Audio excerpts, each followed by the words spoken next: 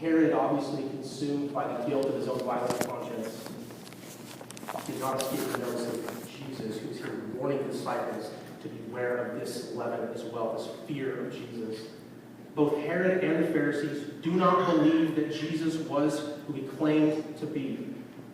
That's what I see in common with them.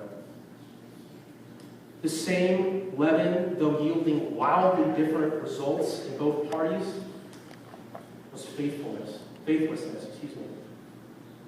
So Jesus says, watch out, beware. Be very careful to avoid and to run from these slow, moderate influences which are corrupting you and changing you. The same leaven working in the Pharisees and Herod was actually here in the boat, working amongst the disciples. And they began discussing with one another the fact that they had no bread. So in the midst of Jesus putting forth a lesson, a spiritual lesson, the disciples can't let their minds depart from their earthly predicament. We have no bread. He must be talking about bread. And it says they were discussing among themselves. My inclination is they were not discussing the elements of not having bread and the implications of breadlessness. I think that they're doing what I would be doing in my head, if not out loud, trying to figure out whose fault it was. Who's taking the blame? But don't miss how clear this should be. This event with the Pharisees just happened. They just got in the boat. Beware the Pharisees. Bread! Jesus, aware of what they're talking about, responds to them. And this is a sharp rebuke, you guys. He said to them, why are you discussing the fact that you have no bread? Do you not perceive or understand? Having ears, do you not hear? Having eyes, do you not see? And he said to them, when I broke the 5 loaves for the 5,000, how many baskets full of broken pieces did you take up? And they said to him, 12. And the 7 for the 4,000, how many baskets full of broken pieces did you take up? And they said to him, 7.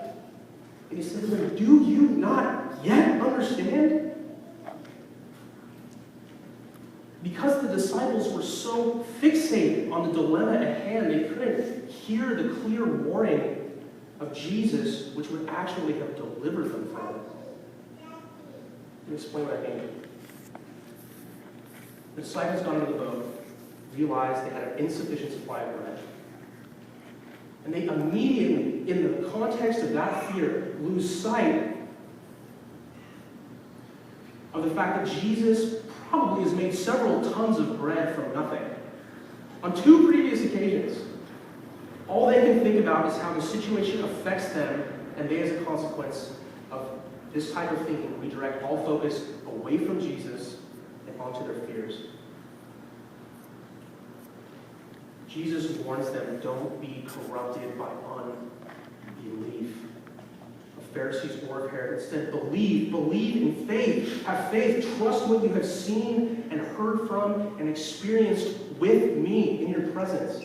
But the disciples can only hear through a filter of self-concern. Man, that sounds like me. Jesus has provided bread for multitudes by the word of his mouth. They have failed to connect that Jesus was with them, and in their present problem, he could take any corrective action necessary to fix it. They have failed to understand, and thus failed to believe. This rebuke is for all of us. I actually believe that Mark, writing this to the Romans, to his early disciples, and now to us, the later disciples, writes this with the expectation that you hear your own voice reasoning with the disciples about whose fault it was.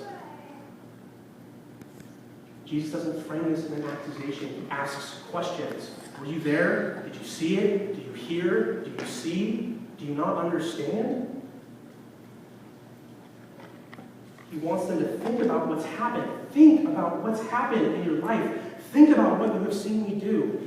He doesn't invite them just to remember the event. He doesn't just ask them, how many people did I feed? He asked them, how much bread was left over? How much did my grace overflow? The disciples had seen enough of Jesus' miraculous ability to feed the hungry to know they should know that their concern is both unfounded and unnecessary.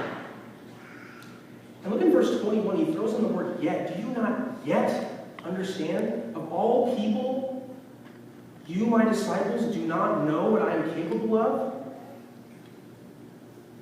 The resolution to this problem was not to look at the lack of bread, but to look to Jesus, the maker of bread, the giver of bread, the one who brings bread from nothing somehow. I think Jesus is rebuking the disciples for the same reason he's rebuking the Pharisees, slightly modified but similar root. It's unbelief. So then what's the difference? What is the difference between a Pharisee, hard of heart, unbelieving, and a disciple? I think the biggest evidence is made plain by who got on the boat. The Pharisees had no faith and thus could not understand or believe anything Jesus was saying or doing. They had hardened his heart against him, against the Lord and his Christ, and there was nothing that remained except the terrifying expectation of judgment.